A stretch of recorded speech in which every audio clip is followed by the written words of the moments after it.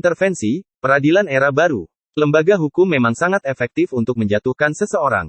Dan kini pola memulai lewat peradilan opini terlebih dahulu semakin jadi tren. Kasus peradilan opini, yang berujung pada penjatuhan hukuman, bisa kita lihat dalam kasus pembunuhan yang menyebabkan Antasari Azhar harus tercopot dari jabatan Ketua KPK, dan kasus korupsi Hambalang serta mobil Harrier yang mengakibatkan Anas Urbaningrum meringkuk di penjara. Jadi peradilan opini dibangun dulu dengan masif, dan setelah publik terhipnotis, barulah bergulir ke pengadilan. Model lain adalah perang opini. Beda dengan peradilan opini, maka perang opini adu pengaruh baik di publik, di media mainstream maupun media sosial. Terjadi saling mempengaruhi. Ini bisa berkaca pada kasus pembunuhan Brigadir Yosua, di mana narasi pihak korban harus melawan narasi yang dibangun Sambo CS. Awal mula, Sambo CS menang opininya, tetapi fakta kejanggalan terkuak, sehingga berbalik, kini pihak korban yang menang telak. Sambo dan gengnya terciduk dengan ancaman hukuman mati. Kedua nuansa ini saya alami saat ini, ketika menangani kasus dugaan pemerkosaan santriwati di Jombang, yang kini disidangkan di PN Surabaya. Saya menanganinya, ketika mulai masuk pengadilan, di mana publik telah terhipnotis dengan opini, telah terjadi belasan korban santriwati di bawah umur oleh anak kiai. Publik pun menghujat abis terduga pelakunya, yaitu Mas Beki. Narasinya sangat kuat, belasan santriwati di bawah umur diperkosa, dicabuli dan lainnya. Kasus pun bergulir ke jalur hukum. Berbagai drama makin menguatkan dengan alasan mangkir, DPO dan lainnya. Peradilan dan hukuman sosial telah selesai sebelum kasusnya ke pengadilan. Bahkan sebelum masuk pengadilan, Kapolda Jatim Irjen Pol Niko, berstatement meyakinkan, kalau anak 5 korban santriwati dibawa ke dalam pengadilan. Uniknya, setelah membaca dakwaan JPU di PN Surabaya, ternyata korbannya hanya 1, dan usianya 20 tahun saat kejadian 25 tahun saat ini. Bayangkan, dari kalimat belasan santriwati di bawah umur, berubah jadi 5 korban. Dan akhirnya hanya 1 yang dipaksakan ke pengadilan. Betapa jauh sekali, penggalangan opini belasan santriwati di bawah umur, menjadi korban 1, dan usia sudah sangat dewasa. Terdakwa telah dihakimi, atas fiksi yang dibangun kekuatan besar. Hingga saat ini, ada 3 saksi telah diperiksa, dan makin menguatkan jika kasusnya lebih mendekati fiktif. Mulai ada titik terang, adanya dugaan keterlibatan, kekuasaan lokal, pihak internal Ponpes yang ingin menguasai Ponpes dengan menjatuhkan terdakwa yang disebut sebagai pelanjutnya, hingga dugaan ada kekuatan usaha besar yang khawatir pabrik rokok sehat tentrem milik terdakwa semakin berkembang pesat. Terlepas dari itu, di sidang tertutup ini, ada upaya menggalang opini setelah kesaksian mulai semakin tidak jelas antara fakta peristiwa, locus delicti, tempus delicti, kesesuaian cerita antar saksi. Itu dilakukan dengan berbagai cara, ada yang mencoba mengirim LSM berdemo, dan akhirnya ketahuan diduga berangkat dengan mobil milik pemerintah setempat. Ternyata, ada politik lokal juga bermain.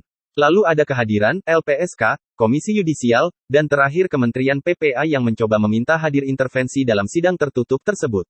Kami, tim hukum harus berjibaku, untuk memastikan semua berjalan fair dan terukur secara KUHAP. LPSK hadir atas dasar menjaga saksi masih bisa kami tolerir, walau sempat kami protes karena beberapa kali berbisik kepada saksi, sehingga tempat duduknya diberikan jarak.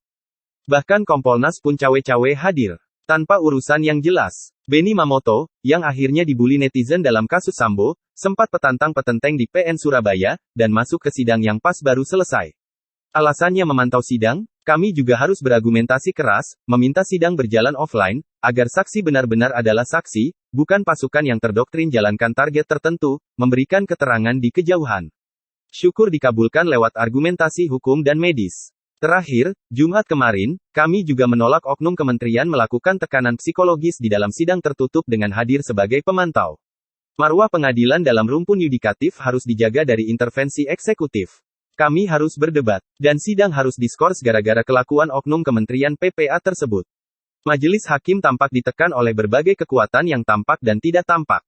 Kami melihat, dan merasakan suasana tersebut.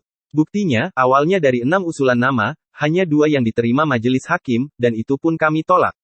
Tertutup sekalian, terbuka sekalian. Jangan dibuat begini. Akhirnya sementara usulan kami diterima. Ternyata kasus ini bukan urusan seorang Beki, tapi ada agenda lain yang terselubung di dalamnya. Kotak Pandora itu sedang kami coba urai. Yang pasti, tukang rekayasanya, boleh percaya atau tidak, satu persatu ikut dipermalukan oleh semesta. Yang mempermalukan Ponpes atas nama hukum, kini institusinya mempermalukan dirinya sendiri dengan kasus kekerasan di internal institusinya, berlatar motif asusila yang menghebohkan jagat. Bahkan saya yakin, dalam hitungan beberapa waktu lagi, perekayasa yang di Jatim juga akan terbongkar kelakuannya dalam urusan backing judi 303, dan kasus lainnya. Namanya sudah mulai tersebut kencang. Karma sedang bekerja dan tidak pernah salah alamat. Bahkan kasus asusila lembaga lanjutannya juga terungkap di Jombang beberapa hari lalu, di lembaga aparat penegak hukum. Satu persatu, institusi yang mempermalukan Ponpes Sidikiyah, dipermalukan oleh kelakuan internal institusinya itu sendiri. Manusia boleh merekayasa, tetapi kekuatan doa, niat mulia, dan relasi kemanusiaan, yang sudah dibangun puluhan tahun di Ponpes Sidikiyah Ploso Jombang untuk Indonesia Raya, akan membentengi eksistensinya. Sebagai ketua tim hukum, saya sangat merasakan hal tidak tampak tersebut. Dah gitu aja.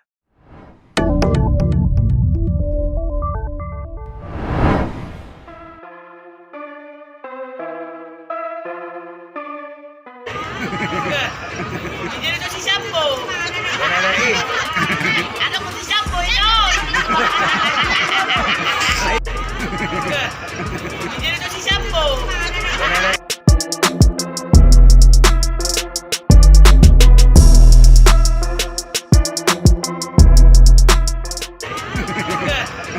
Jadi itu si Sambo. Ano ko si Sambo yun?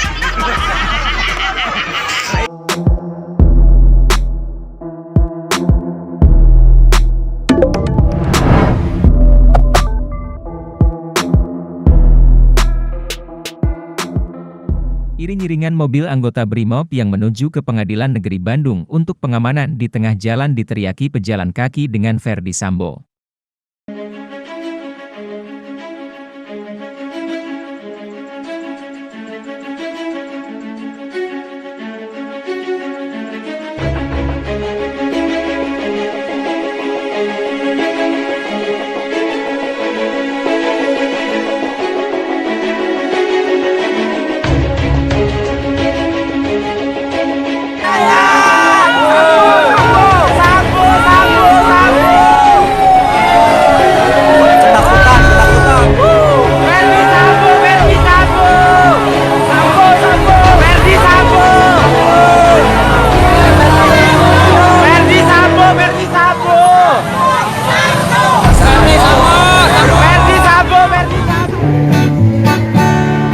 Ada cerita beredar hari ini, ada polisi tembak sesama polisi.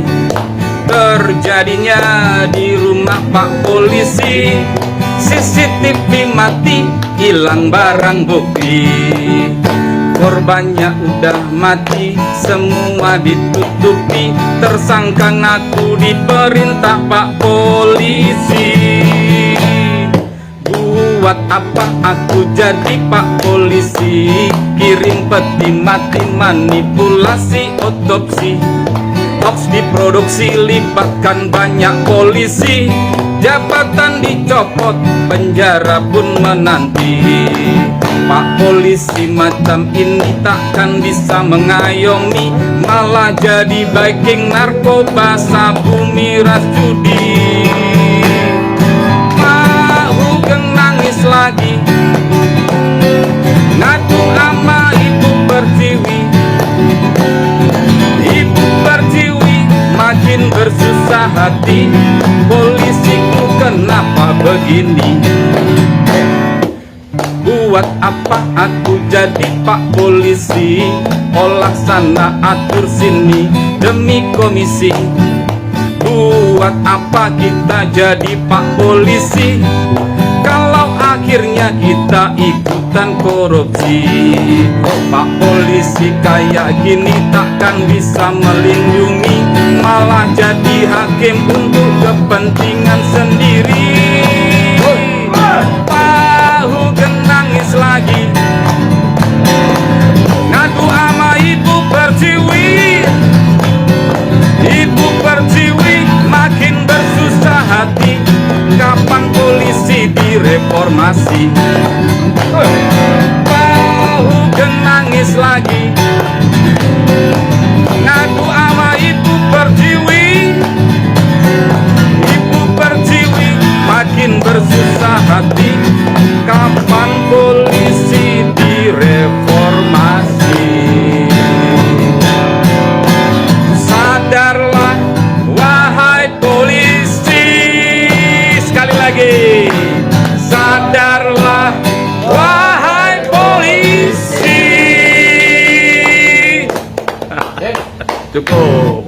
Wah, makannya